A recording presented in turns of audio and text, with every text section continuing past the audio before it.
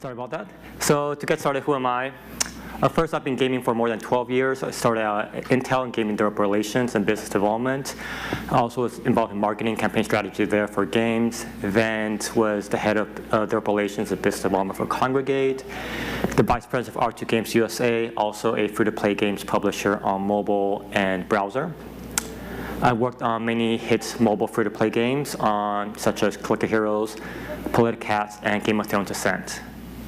And now I founded DC Games Consulting LLC, which is a boutique consultancy helping developers and publishers by providing publishing services such as publishing strategies, IP licensing, business development, app store featuring, and so forth.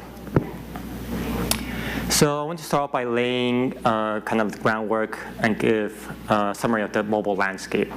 As many of you know, free-to-play is the dominant business model on mobile, with free-to-play games dominating the top grossing charts. And these are usually dominated by big companies also. And there's very little movement now than compared to a few years ago when there's more movement and less incumbency. And also, mobile user acquisition costs keep on increasing. This is the latest chart from Fixu's demand-side platform index, which is showing that iOS is the highest we've ever been, surpassing $7.50 as of April of this year. While for Android, it has come down, but it's still pretty high. And when your cost per installer CPI is so high, it makes the third-party publishing model really challenging, because if you're splitting revenue between a developer and a publisher, it's hard to do profitable user acquisition at scale. And in the case that the publisher is doing recoupable marketing, in which they're deducting marketing costs before revenue share, this sometimes means that the developer is getting little to no revenue share because it takes a while for the game to recoup the cost of marketing, sometimes months. As we all know, App Store featuring is the holy grail. We all want to get them, and they can be incredibly powerful. Here are some of the App Store features that I've received when I was responsible for App Store featuring or App Store relations at Congregate and R2 Games. They range from small to medium to large type of features. And in general, some of the numbers that you associate with these are: if you have a minor feature, you're going to see installs in the tens of thousands. Minor feature being towards the end of new games we've loved, best new games, and new plus updated games. Medium-sized features, you're going to see organic traffic in the low six figures. That's if you're in the middle of the pack. And then a major feature, if you're one of the top 4 or 5 slots, then you're going to see in the mid six figures. If you have a big banner or editor's choice, it's going to be in the high six figures or even breaking to 7 figures. There's a big range here depending on how many countries you get featured in, what languages you're localized in, how good your icon, screenshots, and so forth are, and also the K factor of your game, how viral your game is. But in general, I would say these are the ranges that hold true for this type of featuring. At least in my experience, when I was at Congregate, I managed to get 15 out of 16 games featured, and at R2 is 6 out of 6. So in general, these numbers held true for those features.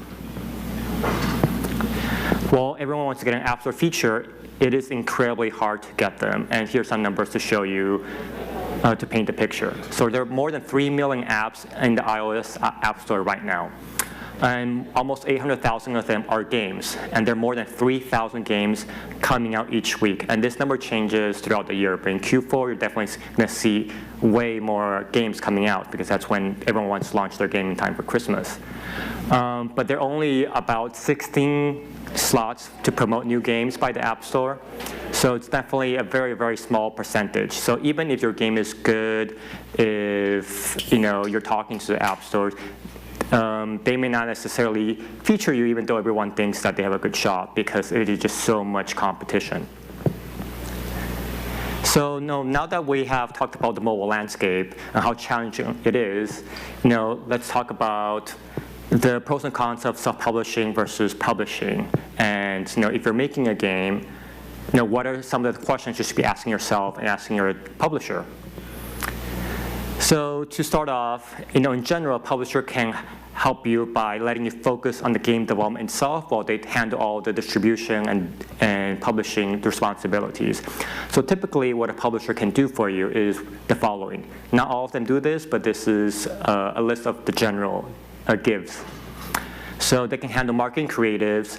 This is not just for ads, but also for the App Store page. So icons, screenshots, video trailers, video ads, keywords for ASO, and also A/B test them. Paid user acquisition, of course, app relations and featuring for launch and updates, PR, media outreach, free-to-play expertise and analytics, customer service and community management, functional QA testing, localization and localization QA, which is QA specifically for localization. And this is very important for some developers. If you need it, some developers or some publishers can also provide development funds or advances on royalties so you can finish the game. Not all developers do this, but some do. And then also marketing guarantees. And then lastly, licensing IP or brand to use within your game. I'm going to give people a couple seconds to take pictures. I'll be happy to send out this presentation for people that are interested, so you don't have to take a picture of every slide. So if you've spent a lot of time, money, sweat, and tears making a game, and you're talking to a publisher or multiple publishers about publishing, what are some of the questions you should be asking the publisher? So to evaluate your publisher, first of all, are your goals and interests aligned? For example, if you are very much against offer walls, but your publisher sees a great deal of the revenue come from offer walls, that's something you guys need to discuss and get aligned and see if you can get on the same page before you decide to work together, rather than find out way down the line. Are they putting some skin behind the game? You have taken the time to develop this game. Are they also investing in the game and assuming that risk with some of the stuff that we measured before, development funds, marketing guarantees, and so forth? Is there potential for long-term partnership? This can be in the form of publishing more than one game, strategic investments, or acquisitions. Do they have a track record of success when it comes to mobile free-to-play games? Do they have the right culture and track record that leads to repeat developers or repeat customers, developers coming back to publish a second or third game with them? That's a very good sign of a strong publisher that cares about the developers and forms long-term partnerships. Do they have the right talent? And specifically, who will be working on your game as the producer, as the project manager, as the marketing person?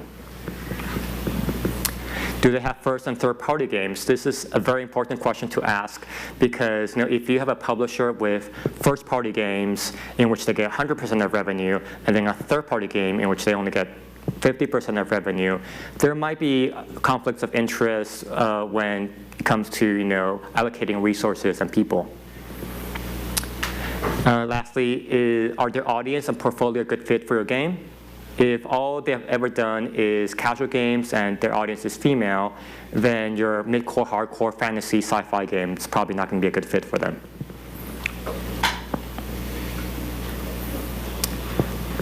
And if you want to self-publish, some of the questions you should be asking yourself. For example, what are the goals that you have for your game and your studio? Does your team understand free-to-play? Do you know how to develop, soft launch, global launch, iterate, and do user acquisition for a free-to-play game? Do you have the right talent for that? Do you have enough capital to do that, especially because soft launch for a free-to-play game with more complex economies takes longer than people usually think.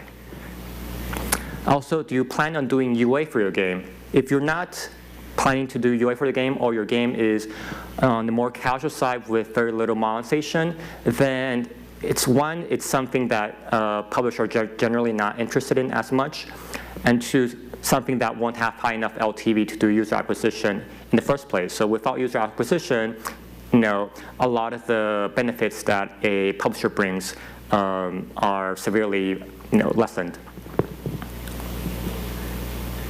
So in general, a quick chart of the pros and cons. If you're self-publishing, you're keeping 100% of the net revenue and 100% of control, but you have to do everything yourself. If you go with a publisher, you're giving up revenue share and control. You have more chefs in the kitchen, but then you have a partner, hopefully a good long-term partner, that will complement or augment your existing capabilities and resources. So now that we've covered the pros and cons of self-publishing versus going with a publisher, let's assume you are going to self-publish, and what are some of the best practices for publishing a game? So this won't be a comprehensive list since it could be an entire talk by itself, but I'll just quickly go through some best practices. So when you first do a soft launch, you want to choose carefully what countries you launch in and the rollout schedule. Typically, the regions that we see soft launches are in Southeast Asia, because these countries you can see very, very low CPIs, less than $1, in which you can get a very large number of installs relatively quickly and cheaply. This is because countries like Indonesia have a population of 250 million people and are the 4th largest country by population. So there are a lot of people there that use phones as their main computing device. When you soft launch here, it's best for stability and compatibility testing, because, especially on lower-end devices, which dominate in these countries. It is not for A/B testing or getting a good measure of your metrics, because the users are going to throw off your numbers. They're lower quality that don't tend to monetize very well or at all. And then we have the Scandinavian countries. So these are the countries that have kind of replaced the traditional Canada, Australia, New Zealand countries, because the players, for the most part, speak English and resemble Canadian, US, and Australian players, are much cheaper to acquire compared to the Canadian, Australian players. So it's good for A/B testing, in-game features, you're optimizing your game and so forth. Also your marketing creatives and App Store page creatives, like your icons and so forth. And then lastly, we have Canada, Australia, and New Zealand, which everyone knows, resembles US players the most, but also the most expensive.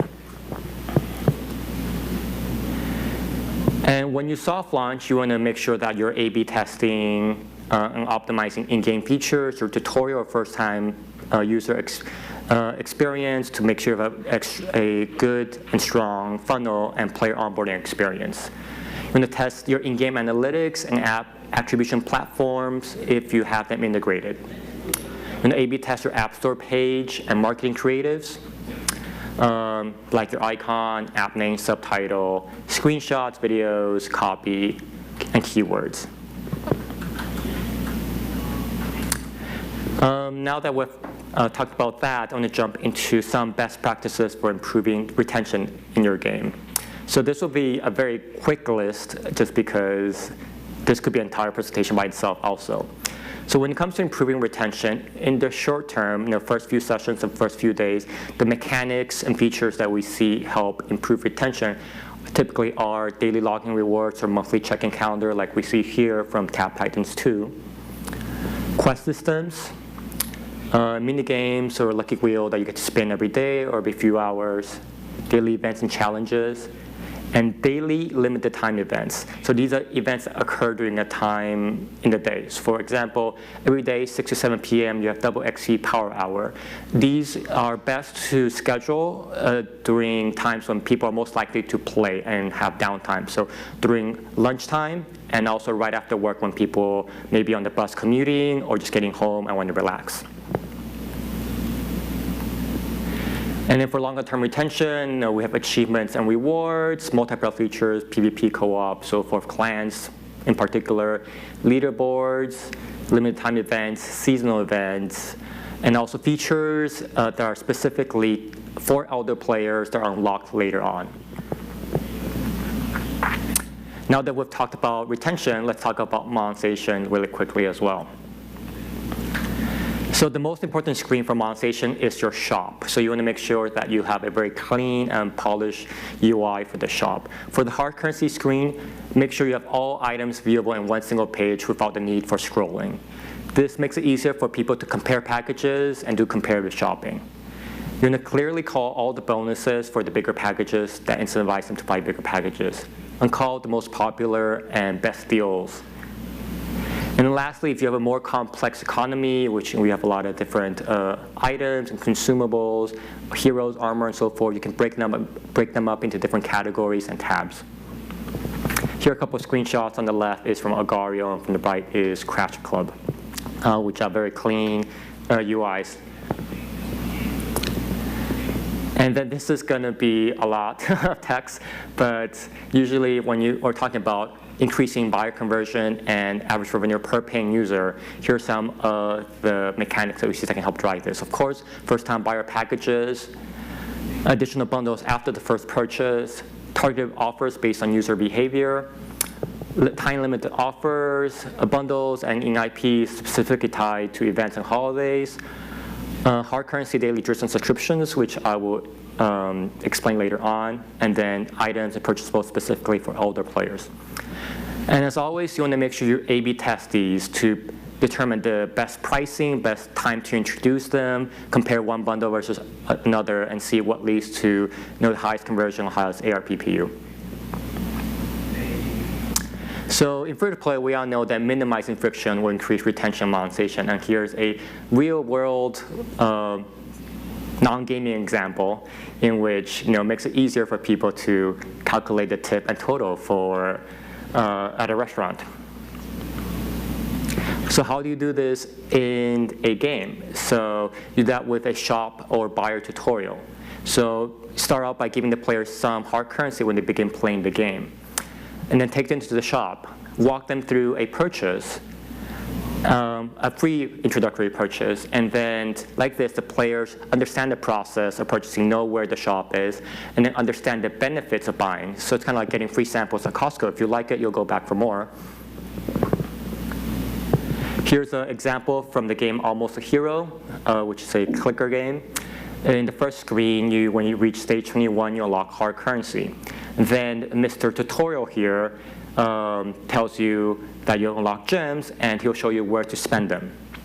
So he takes you to the shop where you can get a free chest, and then you get some great loot out of that.